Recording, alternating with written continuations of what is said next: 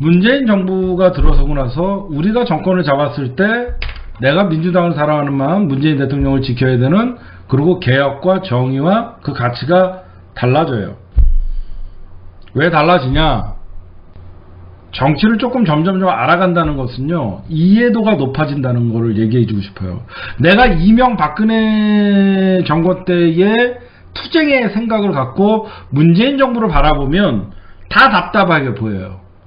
다 불만이 있을 수밖에 없어요. 안 그래요? 생각해 보세요.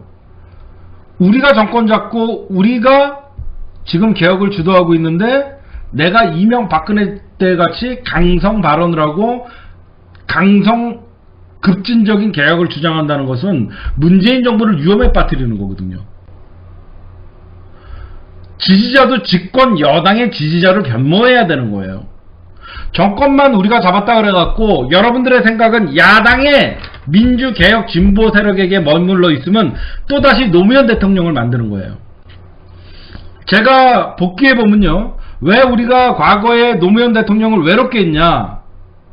우리가 정권을 노무현 대통령에게 주면서 집권 여당의 지지자로서의 마인드를 가지지 못했다는 거예요. 단순히 여태까지 독재 정권과 그리고 친일 반부역자들과 싸우는 개혁과 정의의 정신을 갖고 우리가 집권했을 때 대통령을 바라봤다는 거예요. 그랬으면 안 된다는 거예요.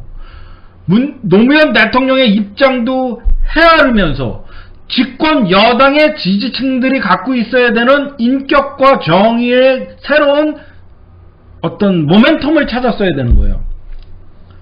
근데 우리는 노무현 대통령이라는 가장 개혁적인 대통령을 만들어 놓고 우리는 과거 독재 정부와 싸웠던 그런 마인드로 노무현 대통령을 바라봤다는 거예요.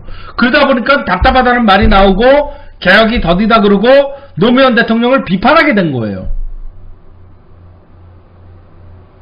집권 여당의 지지자로서 노무현 대통령과 함께 집권했다는 생각으로 그 정부의 개혁과 그 정부의 방향성을 함께 했다 그러면 절대 노무현 대통령은 외롭지 않았을 거예요. 문재인 대통령을 외롭게 하지 않기 위해서는 바로 그 변모한 모습이에요. 지지자의 마인드가 바뀌었어요. 과거 같으면 우리가 정권 만들어주고 우리가 180석을 줬는데 왜 이것도 못하냐고 하면서 이제는 민주당 안 찍는다는 사람들이 50%는 나와야 되는 시점이에요. 그런데 어디 가서 여기저기서 보면 깨어있는 시민들의 성숙도가 어디서 보이냐?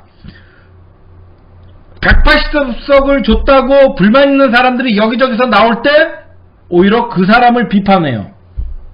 이 정도면 잘하고 있다. 민주당 아니면 누굴 그러면 찍을 거냐? 대안이 있냐?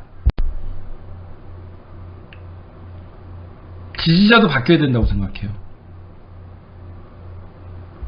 집권 여당의 지지자의 마인드를 갖고 있어야 되지, 이명박근혜 때의 투쟁과 정의와 개혁의 마인드를 갖고 있으면 한도 끝도 없이 집권 여당에 처해 있는 상황을 이해를 못하게 돼요.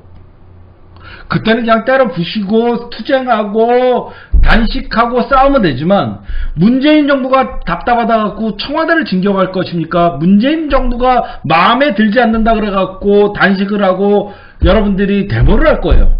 아니잖아요. 아직도 그 이명박근혜 정부에서 투쟁했던 그 생각을 버리지 못하고 그런 똑같은 그 당시에 이명박근혜 정권의 반대에 서 있던 그 개혁과 정의의 생각을 문재인 정부에 들이대니까 입진보가 되는 거예요. 입진보.